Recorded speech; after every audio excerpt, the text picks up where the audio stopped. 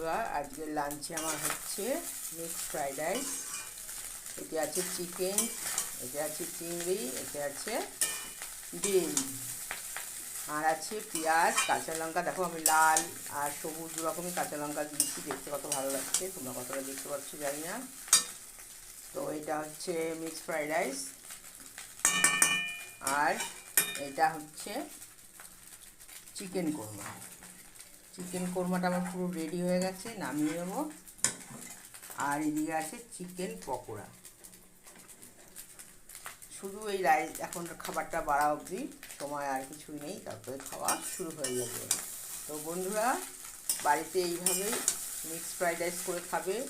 আমি অনেকবার করেছি, তো আমার ওখানে সবজি দিয়েও আছে, আবার দুটো সবজি ছাড়াও আছে। তো আজকেও সবজি ছাড়াই করলাম। আমার কাছে এইটাও বেশি ভালো লাগে খেতে। দেখো গোলমরিচগুলো দিয়েছি, কত ভালো লাগছে, কালো কালো লাগছে।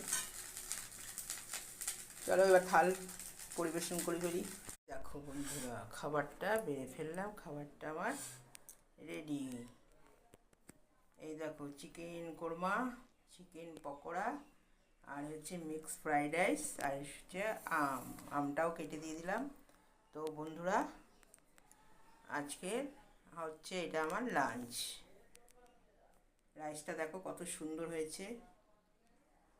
আর চিকেন কোরমা তো ভালোই লাগে খেতে, এটা দুধ দেওয়া থাকে, খুব সুন্দর লাগে খেতে।